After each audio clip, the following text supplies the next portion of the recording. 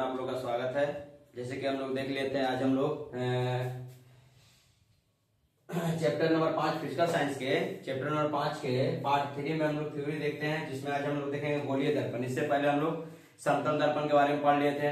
समतल दर्पण के बाद स्टार्टिंग से हम लोग क्या कहते हैं, प्रकाश का वेग को पढ़ लेते हैं, समतल दर्पण को पढ़ लेते हैं, परावर्तन के नियम को पढ़ लेते हैं, और पारदर्शी क्या है, अपारदर्शी क्या है, पारदर्शक, अर्ध पारदर्शक, तो सारी चीजों को एक करके हम लोग 1 से 2 वीडियो में उधर हम लोग देखे थे। इसके बाद हम बताए थे कि अभी तक जो भी हम बताए थे वो आपका पहले का कक्षा जो 7-8 में था उसके बारे में थोड़ा सा चर्चा कर दें, क्योंकि सभी जो चीजें है किसमें आता है, लाइट के श्रेणी के अंतर्गत आता है। इसलिए हम क्या किए कि शुरुआत से ही लेकर के आपको 7-8 कवर करते हुए आपको हम डायरेक्ट 10 का जो बुक में दिया हुआ उसके बारे में हम लोग चर्चा करेंगे।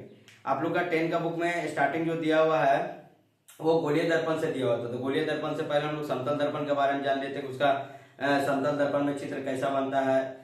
समतल दर्पण में पार्श्व परिवर्तन देखे थे कि पार्श्व परिवर्तन क्या है, जो पार्श्व परिवर्तन किसे कहते हैं, जो हम जिस वस्तु को अगर देखते हैं या तो प्रतिबिंब बनता है हमारे जिस वस्तु पर, तो बायां समतल दर्पण में तो बायां वाला चीज दाहिना में दिखता है, दायां वाला चीज कहाँ दिखता है, बायां में। अगर बायां हाथ में रहा है तो वो समतल दर्पण में देखेंगे तो दाहिना दिखाई देगा, और जो दायां हाथ है वो समतल दर्पण में देखेंगे तो बायां दिखाई देगा।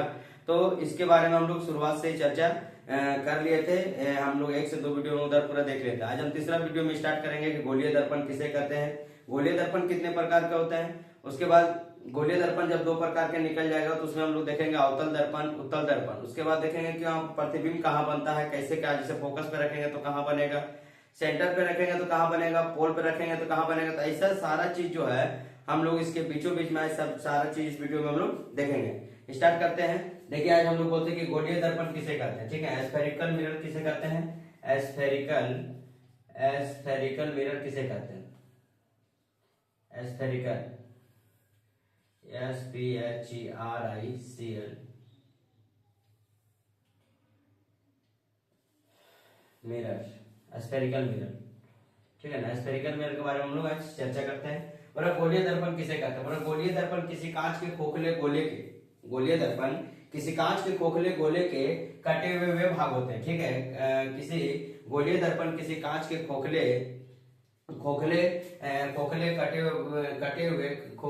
के कटे हुए वे भाग होते हैं जिनके एक तल पर चांदी अथवा पारे को पॉलिश करके, ठीक है, जिनके एक तल पर चांदी या पारे का पॉलिश करने पर उनके ऊपर लाल रंग का लौह ऑक्साइड पेंट कर दिया जाता है, ठीक है। पॉलिश करके उनके ऊपर लाल रंग का लौह ऑक्साइड पेंट कर दिया जाता है। इससे इनका दूसरा तल क्या हो जाता है, चमकदार हो जाता है। इससे इनका दूसरा तल क्या होता है, चमकदार हो जाता है। उसे हम लोग क्या कहते हैं, गोलीय दर्पण कहते हैं। और गोलीय दर्पण कितने प्रकार का होता है, तो गोलीय दर्पण 2 प्रकार के होते हैं। गोलीय दर्पण कितने प्रकार का होता है, तो गोलीय दर्पण 2 प्रकार का होता है। एक होता है अवतल दर्पण, जिसे हम लोग कहते हैं कॉनकेव मिरर, क्या कहते हैं, कॉनकेव मिरर कहते हैं। एक होता है अवतल दर्पण, दूसरा होता है उत्तल दर्पण। एक होता है अवतल दर्पण, दूसरा क्या होता है, उत्तल दर्पण। अवतल दर्पण को हम लोग कॉनकेव मिरर कहते हैं, और उत्तल दर्पण को हम लोग कॉन्वेक्स मिरर कहते हैं। उत्तल दर्पण को क्या कहते हैं, कॉन्वेक्स मिरर कहते हैं। वरकि गोलीय दर्पण कितने प्रकार के, तो 2 प्रकार का होता है। एक अवतल दर्पण होता है, उत्तल दर्पण होता है। अवतल दर्पण को कॉन्वेक्स मिरर कहते हैं, और उत्तल दर्पण को हम लोग अवतल दर्पण को कॉनकेव मिरर कहते हैं, और उत्तल दर्पण को हम लोग कॉन्वेक्स मिरर कहते हैं। आप देखते हैं कि कॉन्वेक्स मिरर क्या है और कॉनकेव मिरर क्या है, क्योंकि आपको इंग्लिश में दे देगा वहां पे, इसलिए आपको इसका इंग्लिश याद रखना जरूरी है, क्योंकि वहां पे दे देता है कि अपसारी क्या है, अभिसारी कौन है, कॉनकेव कौन है, कॉन्वेक्स कौन है, ठीक है ना। इसलिए आप थोड़ा सा हिंदी के साथ साथ इंग्लिश का भी थोड़ा जानकारी रखेंगे। बोला कि अवतल दर्पण किसे कहते हैं, बोला वह दर्पण जिसमें परावर्तन दबी हुई हो रहता है, ठीक है। वह दर्पण जिसमें परावर्तन क्या होता है, दबी हुई ओर से होता है। और इस प्रकार के गोलीय दर्पण का मध्य भाग क्या होता है, दबा हुआ होता है। इस प्रकार के मध्य भाग कैसा होता है, दबा होता है। देखिए, अवतल दर्पण का चित्र ऐसे बनता है, अवतल दर्पण का चित्र ऐसे बनता है कि इसका जो मध्य भाग रहता है वो क्या होता है, दबा होता है। मध्य भाग क्या होता है कि दबा होता है, उसे हम लोग अवतल दर्पण कहते हैं। और उत्तल दर्पण किसे कहते हैं, कॉन्वेक्स मिरर। और वह दर्पण जिसमें परावर्तन उभरे हुए तल से होते हैं, इसका परावर्तन देखिए दबा हुआ रहता है। अवतल दर्पण का परावर्तन दबा हुआ रहता है, लेकिन उत्तल दर्पण का परावर्तन क्या होता है, उभरे हुए तल से रहता है। उत्तल दर्पण का अगर हम चित्र देखें तो उत्तल दर्पण के चित्र हम आपको दिखाते हैं, ऐसे उभरे हुए तल से रहता है। कैसे रहता है, उभरे हुए तल से रहता है, उभरे हुए तल से रहता है। इस प्रकार के गोलीय दर्पण के मध्य भाग उभरा हुआ रहता है। इसका जो मध्य भाग है क्या होता है, उभरा हुआ रहता है। इसका मध्य भाग जो होता है उभरा हुआ रहता है। इसे हम लोग उत्तल दर्पण कहते हैं। जिसका मध्य भाग दबा हुआ होता है उसे हम लोग अवतल दर्पण कहते हैं। जिसका मध्य भाग उभरा हुआ रहता है उसे हम लोग अवतल दर्पण उभरा हुआ रहता है उसे उत्तल दर्पण कहते हैं, जिसका मध्य भाग दबा हुआ रहता है उसे अवतल दर्पण कहते हैं। जैसे एक चम्मच का आप अगर देख सकते हैं तो चम्मच का जो उभरा हुआ तल है वो बाहरी भाग जो है, चम्मच का जो बाहरी भाग होता है वो उत्तल दर्पण कहलाता है। जो भीतरी भाग होता है, जो गड्ढा जिधर रहता है उसे हम लोग अवतल दर्पण कहते हैं। उसे क्या कहते हैं? अवतल दर्पण कहते हैं। जो उभरा हुआ भाग रहता है उसे उत्तल दर्पण कहते हैं, जो दबा हुआ भाग रहता है उसे अवतल दर्पण कहते हैं। ठीक है, तो अभी तक हम लोग देख रहे हैं कि उत्तल दर्पण अवतल दर्पण क्या। अब देखते हैं कि अवतल दर्पण पे चित्र कैसे कैसे बनता है, अवतल दर्पण का कार्य क्या है। आप अवतल दर्पण का पूरा जानेंगे, उसके बाद फिर हम लोग उत्तल दर्पण के बारे में जानेंगे। इसको आप स्क्रीनशॉट ले सकते हैं या तो फिर आप कॉपी में नोट करते चले जा सकते हैं।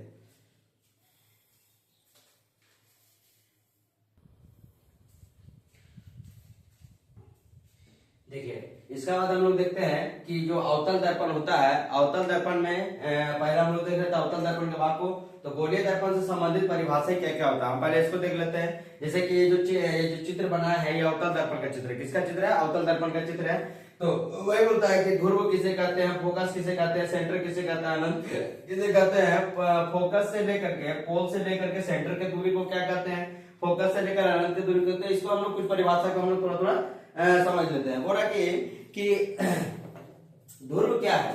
ध्रुव पोल। बोला गोलीय दर्पण का मध्य बिंदु का दर्पण। ठीक है, गोलीय दर्पण के मध्य बिंदु का जो दर्पण होता है, मध्य बिंदु का जो दर्पण होता है, मध्य बिंदु का दर्पण को ध्रुव कहते हैं। इसे पी से ध्रुव को पी जो होता है दर्पण का क्या है? ध्रुव है। पी जो है जिसको पोल बोलते हैं, पी जो है दर्पण का क्या है? ध्रुव है। तो गोलीय दर्पण के मध्य बिंदु को दर्पण का ध्रुव कहते हैं। अब पी जो है दर्पण का क्या है? ध्रुव है। पी जो है दर्पण का क्या है? ध्रुव है। इसका आगे हम लोग देखते हैं कि वक्रता केंद्र किसे कहते हैं, सेंटर ऑफ कर्वेचर। वक्रता केंद्र किसे कहते हैं? पर गोलीय दर्पण के जिस गोले का खंड होता है और उसके केंद्र के गोलीय दर्पण को वक्रता केंद्र कहते हैं। ठीक है, बोला कि गोलीय दर्पण के जिस गोलीय दर्पण का, मान लीजिए गोलीय दर्पण है, गोलीय दर्पण के जिस गोले का खंड होता है, जिस गोले का क्या होता है? खंड होता है। खंड होने के बाद गोलीय दर्पण का वक्रता केंद्र कहते हैं। सी से गोलीय दर्पण का वक्रता केंद्र, सी जो है जो सेंटर होता है वक्रता केंद्र, गोलीय दर्पण का क्या है? वक्रता केंद्र है, जिसको हम लोग क्या कहते हैं? सेंटर भी कहते हैं, सेंटर ऑफ कर्वेचर भी बोल सकते हैं। तो वक्रता केंद्र किसे कहते हैं? गोलीय दर्पण के जिस गोले का खंड होता है उसके केंद्र को गोलीय दर्पण का वक्रता केंद्र कहते हैं। सी जो है गोलीय दर्पण का क्या है? वक्रता केंद्र है। सी जो है गोलीय दर्पण का क्या है? वक्रता केंद्र है। बोला मुख्य अक्ष, प्रिंसिपल एक्सिस किसे कहते हैं? बोले गोलीय दर्पण का ध्रुव, गोलीय दर्पण का जो होता है ध्रुव और वक्रता केंद्र से गुजरने वाली रेखा, गोलीय दर्पण के ध्रुव, ये जो ध्रुव है और ये वक्रता केंद्र से गुजरने वाली जो रेखा है, यहाँ से यहाँ तक की जो बीच की दूरी है, जो गुजरने वाली क्या है? रेखा है, वो दर्पण का मुख्य अक्ष कहलाता है। दर्पण का क्या कहलाता है? मुख्य अक्ष कहलाता है। जिसे यहाँ से लेकर के जो गुजरता है इसे हम लोग क्या कहते हैं? मुख्य अक्ष कहते हैं। क्या कहते हैं? मुख्य अक्ष कहते हैं, प्रिंसिपल एक्सिस कहते हैं। बोले गोलीय दर्पण का ध्रुव और वक्रता केंद्र से गुजरने वाली रेखा को दर्पण का मुख्य अक्ष कहते हैं। रेखा पीसी गोलीय दर्पण का मुख्य अक्ष है। जो रेखा पी से सी तक की जो दूरी है इसे हम लोग क्या कहते हैं? मुख्य अक्ष कहते हैं, प्रिंसिपल ऑफ एक्सिस कहते हैं, प्रिंसिपल ऑफ एक्सिस कहते हैं। और वक्रता केंद्र की त्रिज्या, रेडियस ऑफ कर्वेचर। और गोलीय दर्पण के ध्रुव और वक्रता केंद्र के बीच, ध्रुव और वक्रता केंद्र के बीच की दूरी को, ध्रुव और वक्रता केंद्र के बीच की दूरी को दर्पण का वक्रता त्रिज्या कहते हैं। इसे आर से सूचित करते हैं। त्रिज्या को हम लोग किससे सूचित करते हैं? आर से सूचित करते हैं, इसलिए क्योंकि त्रिज्या को हम लोग क्या बोलते हैं? रेडियस बोलते हैं। त्रिज्या को क्या बोलते हैं? रेडियस। इसलिए हम लोग इसको छोटा, मतलब इसे छोटा आर से सूचित किया जाता है। किसे किया जाता है? छोटा आर से सूचित किया जाता है। और इसका देखिए वक्रता की त्रिज्या क्या है? रेडियस ऑफ कर्वेचर है। बोला कि गोलीय दर्पण के ध्रुव और वक्रता केंद्र के बीच की दूरी को दर्पण का वक्रता त्रिज्या कहते हैं। इसे आर से सूचित किया जाता है, स्मॉल आर से। और वक्रता त्रिज्या पीसी बराबर क्या होता है? आर। पीसी बराबर क्या हो जाएगा? टोटल आर हो जाएगा। पीसी बराबर क्या हो जाएगा? आर हो जाएगा। इसके आगे हम लोग देखेंगे फोकसांतर और फोकस। इसके आगे हम लोग क्या देखेंगे? फोकसांतर और फोकस। उसके बाद हम लोग देखेंगे कि अवतल दर्पण के चित्र प्रतिबिंब कहाँ कहाँ कैसे कैसे बनता है।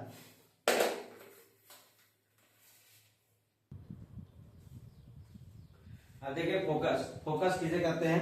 फोकस तो हम लोग देते हैं कि फोकस जो है मुख्य अक्ष पर स्थित, मुख्य अक्ष पर स्थित वह बिंदु, मुख्य अक्ष पर स्थित वह बिंदु जहां प्रधान अक्ष के समानांतर, प्रधान अक्ष के समानांतर आपतित किरणें गोलीय दर्पण से परावर्तन के बाद अवतल दर्पण में संतृप्त होता है। अवतल दर्पण में क्या होता है? संतृप्त होता है। लेकिन उत्तल दर्पण में क्या होता है? अपसृत होता है। उत्तल दर्पण में क्या होता है? अपसृत होता है, मतलब जाते हुए प्रतीत होता है, वो काल्पनिक होता है। वो क्या होता है? काल्पनिक होता है। लेकिन इससे क्या होता है? इसमें वास्तविक होता है। तो बोला मुख्य अक्ष पर स्थित जहां प्रधान अक्ष के समानांतर आपतित किरणें गोलीय दर्पण से परावर्तन के बाद संतृप्त किसमें होगा, तो अवतल दर्पण में क्या होता है, संतृप्त होता है। अवतल दर्पण में क्या होता है, संतृप्त होता है। या अपसरित किसमें होता है, अपसरित होता है उत्तल दर्पण में। अपसरित किसमें होता है, उत्तल दर्पण में होता है। फोकस कहते हैं उसे, क्या कहते हैं, फोकस कहते हैं। बिंदु एफ गोलीय दर्पण का फोकस दूरी है।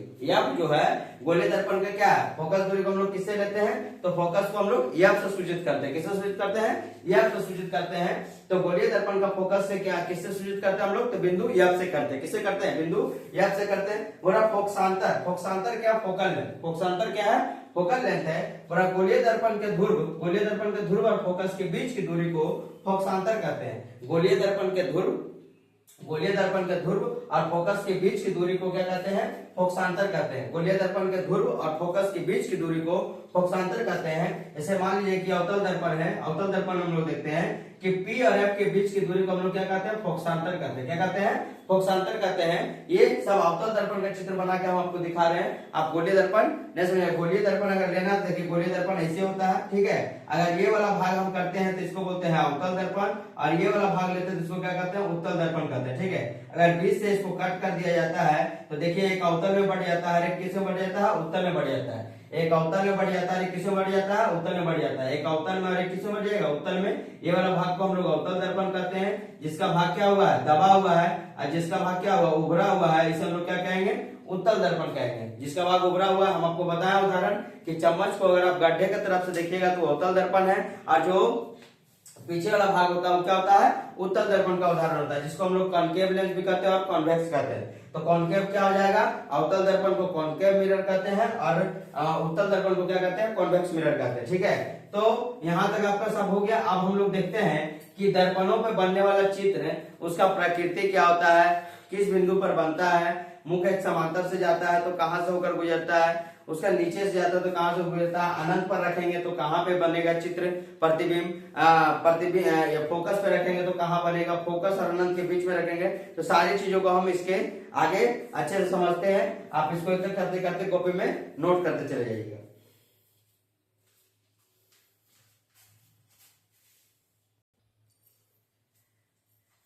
अब देखिए, बोला अवतल दर्पण के सामने विभिन्न दूरियों पर रखी वस्तुओं के प्रतिबिंब, ठीक है। उसका प्रतिबिंब को देखेंगे, उसके प्रकृति को देखेंगे कि प्रतिबिंब की प्रकृति क्या क्या है, ठीक। हम इसी के बारे में बताएंगे कि प्रतिबिंब की स्थिति क्या है, वस्तु का आकार कैसा होता है, उसकी प्रकृति क्या होता है। उसकी प्रकृति के बाद देखते हैं कि किरण अरे क्या क्या मिलता है, कहाँ पे मिलता है, कहाँ पे नहीं मिलता, ठीक है। तो एक एक करके हम लोग इसमें देखेंगे, इसको आप अच्छे से समझिएगा, क्योंकि आपका जो मेन इंपोर्टेंट है यही है। यही से आपको किताब में दिया गया है, एक एक करके आपको बनाना। हम एक ही में सब चीज को समझा देंगे, लेकिन आपको एक एक करके बताना है। जैसे कि मान लीजिए कि कोई वस्तु अनंत पे आ रहा, कोई ऑब्जेक्ट को अनंत पे रखते हैं तो इसका प्रतिबिंब कहाँ बनता है। किसी वस्तु को हम लोग अनंत और सेंटर के बीच रखते हैं तो इसका प्रतिबिंब कहाँ बनता है। किसी को सेंटर पे रखते हैं तो इसका प्रतिबिंब कहाँ बनता है। किसी को सेंटर और फोकस के बीच रखते हैं तो इसका प्रतिबिंब कहाँ बनता है। किसी को फोकस पे रखते हैं तो कहाँ बनता है। किसी को फोकस और पोल के बीच में रखते हैं तो इसका प्रतिबिंब कहाँ बनता है। तो सबका प्रतिबिंब अलग अलग जगह पे अलग अलग बनता है, लेकिन वस्तु का जो आकृति होती है वो कहीं पे आकार जो होता है कहीं पे बड़ा बनता है, कहीं पे छोटा बनता है, कहीं पे बराबर बनता है ना। तो अवतल दर्पण देखिए, जब दर्पण का बात करें तो इसमें अवतल दर्पण का मुख्य रोल होता है, और जब लेंस का बात करेंगे तो उसमें उत्तल लेंस का मुख्य रोल होता है।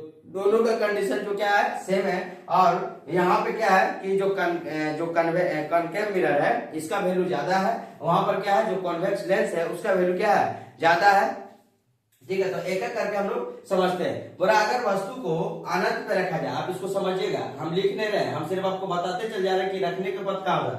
अगर वस्तु को अनंत पे रखते हैं, कोई वस्तु को ऑब्जेक्ट को हम रखते हैं अनंत पे रखते हैं, जैसे यहाँ पर मान लीजिए कि ए रख दिया, यहाँ पर बी रख दिया। जब अनंत पे रखते हैं तो इसका प्रतिबिंब, जैसे कि मान लीजिए सूर्य चंद्रमा का जो हम लोग का प्रकाश आता है तो डायरेक्ट क्या होता है वो अनंत से आता है। हम लोग पता नहीं लगा सकते कहाँ से आ रहा है, ठीक है।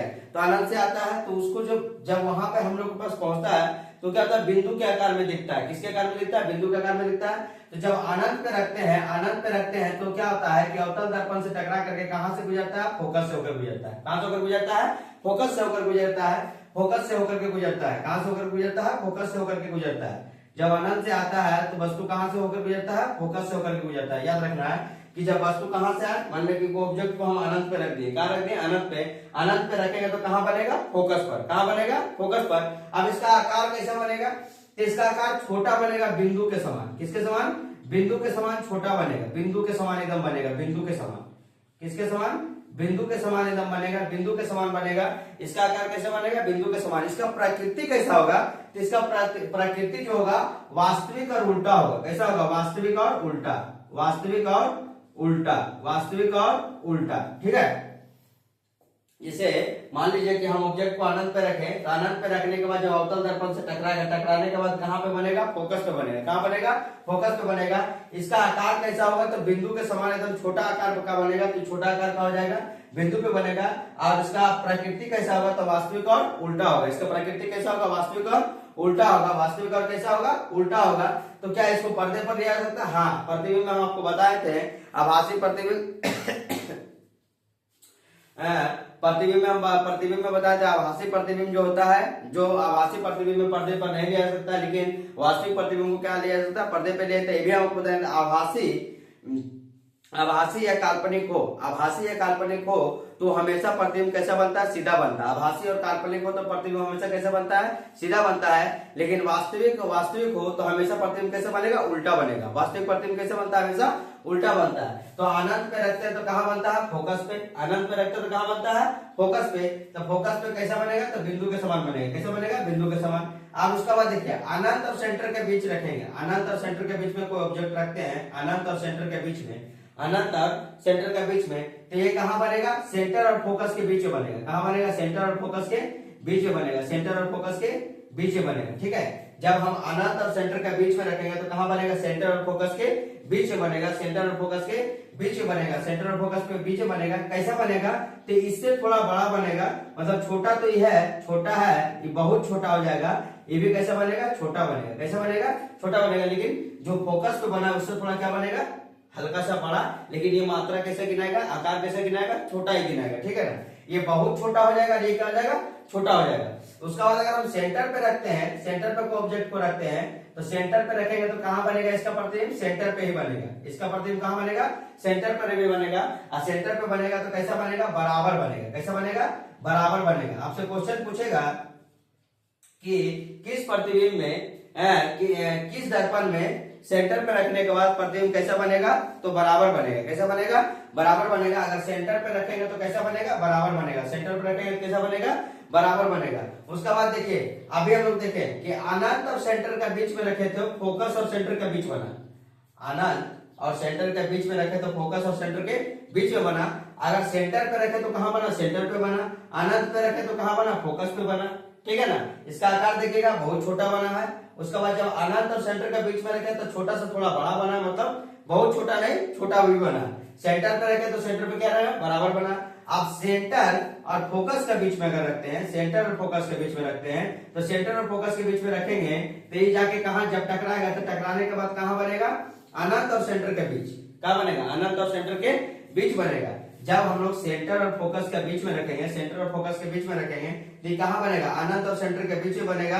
ये कैसा बनेगा, बड़ा बनेगा। कैसा बनेगा, बड़ा आकार का बनेगा। जैसे मान लीजिए हम सेंटर और फोकस के बीच में कोई वस्तु को रखते हैं, सेंटर और फोकस के बीच में कोई वस्तु को रखते हैं तो ये कहां बनेगा, अनंत और सेंटर के बीच में बनेगा। कैसा बनेगा, तो बड़ा बनेगा। आप अगर फोकस पे रखते हैं, फोकस पे रखेंगे तो फोकस पे रखेंगे, देखिए अनंत पे रखे तो फोकस पे बनाता है, और जब फोकस पे रखेंगे तो कहां बनेगा, जाकर के अनंत पे बनेगा। और कैसा आकार का बनेगा, तो बहुत बड़ा बनेगा। कैसा बनेगा, बहुत बड़ा, बहुत बड़ा। उल्टा घूमते जाइए, अनंत पे रखिएगा, फोकस पे बनेगा तो छोटा बनेगा, फोकस पे रखेगा और अनंत पे बनेगा तो बहुत बड़ा बनेगा। और सबका जो प्रकृति होगा, ये सबका प्रकृति क्या होगा, वास्तविक और उल्टा होगा। वास्तविक और उल्टा होगा। सबका प्रकृति क्या बनेगा, वास्तविक और उल्टा। क्या बनेगा, वास्तविक और उल्टा।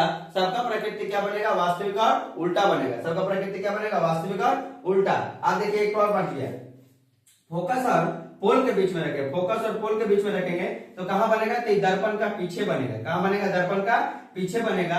ये दर्पण का पीछे बनेगा, दर्पण के पीछे प्रतिबिंब बनेगा।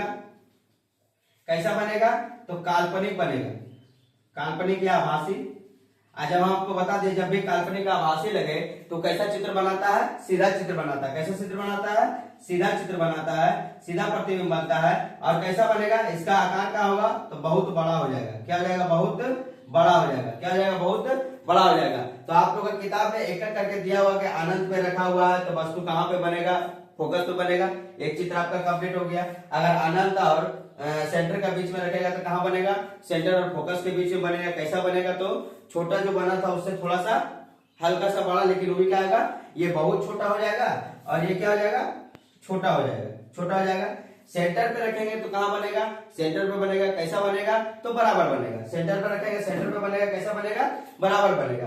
अगर हम सेंटर और फोकस के बीच में रखें, सेंटर और फोकस के बीच में रखेंगे तो कहाँ बनेगा, अनंत और सेंटर के बीच में बनेगा। कैसा बनेगा, बहुत बड़ा नहीं, बड़ा बनेगा। और जब फोकस पे रखेंगे तो कहाँ बनेगा, अनंत पे बनेगा। कैसा बनेगा, बहुत बड़ा बनेगा। इसका आकार आकृति क्या होगा, इसका आकृति हमेशा जो प्रकृति है, इसका प्रकृति है, इसका नेचर जो हमेशा कैसा बनेगा, वास्तविक और उल्टा, वास्तविक और उल्टा, वास्तविक और उल्टा। वास्तविक के साथ हमेशा क्या लगेगा, उल्टा लगेगा। एक चीज फोकस और पोल के बीच में रखेंगे तो दर्पण के पीछे बनेगा। दर्पण के पीछे बनने के साथ क्या बनेगा, काल्पनिक बनेगा। काल्पनिक या तो आभासी, काल्पनिक या तो आभासी। और काल्पनिक आभासी बनेगा तो कैसा बनेगा, हमेशा सीधा। हम हमेशा बता देते हैं कि जब भी आभासी आप देखिए तो सीधा प्रतिबिंब बनेगा, वास्तविक देखिए तो उल्टा प्रतिबिंब बनेगा। अरे कैसा बनेगा, तो बहुत बड़ा बनेगा। तो यहाँ तक हम आपको समझा दिए एक एक करके। अब इसके बाद हम लोग अवतल दर्पण का उपयोग देखेंगे आगे का वीडियो में। आज का वीडियो हम यहीं पे समाप्त करते हैं। अगर आपको अच्छा लगे तो आप जरूर अपने दोस्तों को शेयर कीजिएगा और इसको बताइएगा, ठीक है। इसके लिए धन्यवाद।